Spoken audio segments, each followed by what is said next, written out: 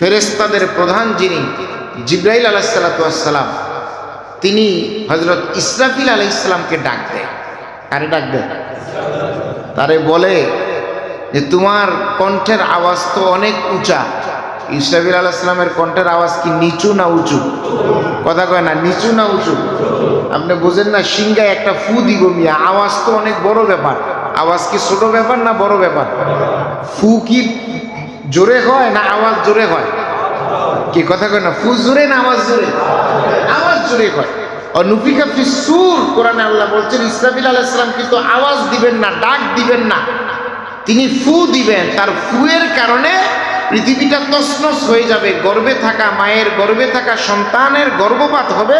লোকমা দেওয়ার জন্য যেই লোকটা হাত বাড়াইছে মুখের মধ্যে লোকমাটা দিতে পারবে না। পৃথিবীটা এক মুহূর্তে এরকম তছনছ হয়ে যাবে। এক ফুয়ের কারণে 40 বছর পর্যন্ত পৃথিবী কাঁপবে। কয় বছর? কথা কয় না, কয় বছর? 40 বছরের কাঁপুনিতে পাহাড় ভেঙে যাবে, রাজপ্রাসাদগুলি ভেঙে যাবে, ঘর দুয়ার তো ধুলার মতো উঠতে থাকবে, আপনি আমি তো অস্তিত্বহীন হয়ে যাব। একটা ফুয়ে 40 বছর পৃথিবীর 7 তবক জমিনের নিচ পর্যন্ত কাঁপতে থাকে। লাইলাতুল বরাতের রজনী যখন আসে, জিবরাইল আলাইহিস সালাম ইসরাফিল আলাইহিস সালামকে বলে, আমার কণ্ঠ তো আপনার মতো অত দারাজ না। দারাজ বুঝেন তো? অত উঁচু কণ্ঠ না আমার। ইসরাফিল আলাইহিস সালাম, আপনার তো কোনো কাজ নাই, কাজ একটা, কিয়ামতের সময় ফু দিবেন। কথা কয় না, কি দিবেন?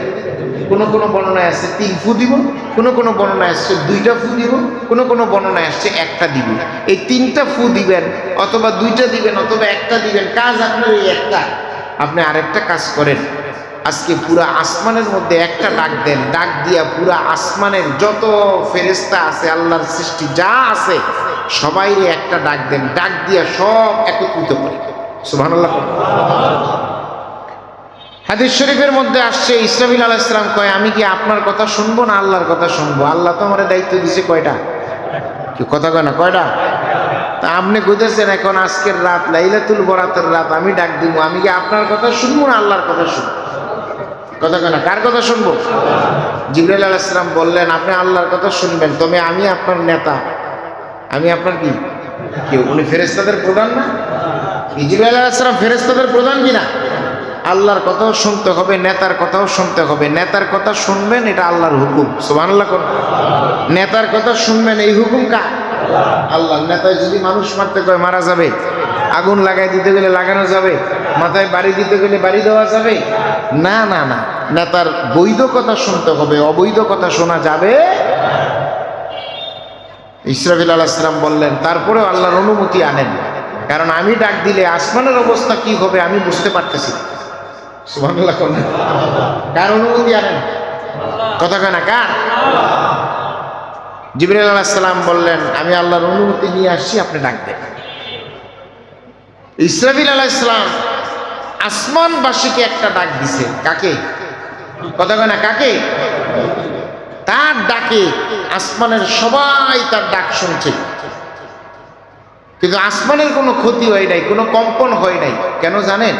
কারণ এই রাতে প্রথম আসমানে আমার আল্লাহ চলে আসছে। বলেন না সুবহানাল্লাহ। কে চলে আসছে? আল্লাহ তাআলা প্রথম আসমানে আসার কারণে ইসরাফিল আলাইহিস সালামের ডাকটা শ্রুতি মধুর হইছে। কোন রকমের মন্দ কিছু হয় নাই, কম্পন হয় নাই, ক্ষতিগ্রস্ত কিছু হয় নাই। সুবহানাল্লাহ বলেন। ইসরাফিল আলাইহিস সালাম ডাক দিয়েছেন, আসমানের যা আছে সব বাইতুল মামুর মসজিদে ঢুকে গেছে। সব কোথায়? সব কোথায় ঢুকছে? বাইতুল মামুর মসজিদে ঢুকছে। এই বরাতের রাতে সব যা আছে আসমানের ফেরেশতারা সবাই বাইতুল মামুর মসজিদে ঢুকছে, কারণ তাদের জন্য ঈদের রাত, আল্লাহ চলে আসছে প্রথম আসমানে।